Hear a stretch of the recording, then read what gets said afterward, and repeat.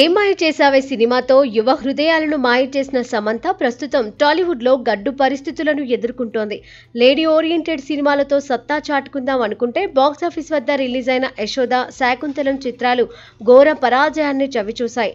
ఆ తర్వాత ఎన్నో అంచనాలు పెట్టుకున్న ఖుషి చిత్రం కొద్దిగా పర్వాలేదు అనిపించుకుంది. దీంతో అమ్మడు టాలీవుడ్ సినిమాలకు గుడ్ బై చెప్పేసి ముంబైకి మకాం మార్చేసింది. తన పూర్తి ఫోకస్ ను బాలీవుడ్ సినిమాలు, సిరీస్ల మీద పెట్టింది.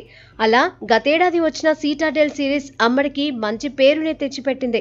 యాక్టింగ్ తో పాటు యాక్షన్ లోనూ అమ్మడికి 100కి 100 మార్కులు పడ్డాయి. ఇక ప్రస్తుతం రాజ్ అండ్ డీకే ద్వయంలోనే వస్తున్న రక్త బ్రహ్మాండ అనే వెబ్ సిరీస్ తో బిజీగా ఉంది.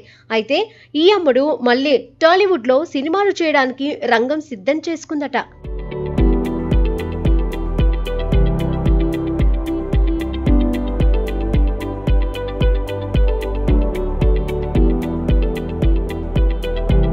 రీసెంట్ గా ట్రాలాలా మూవింగ్ పిక్చర్స్ బ్యానర్స్ ను స్థాపించిన సమంత శుభం అనే హర్రర్ కామెడీ సినిమాను నిర్మించింది.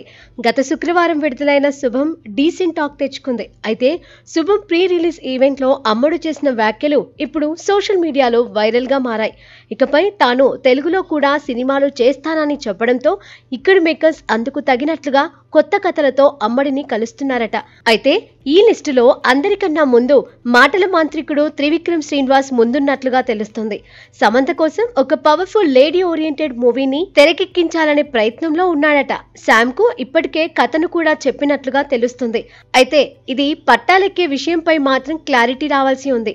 ఎందుకంటే గుంటూరు కారం చిత్రం తర్వాత త్రివిక్రమ్, అల్లు అర్జున్ హీరోగా ఒక సినిమా చేయడానికి రెడీ అయ్యాడు. అయితే అనుకోకుండా ఆ ప్రాజెక్టు వాయిదా పడడంతో వెంకీతో స్టోరీ చెప్పి ఒప్పించే పనిలో ఉన్నారు.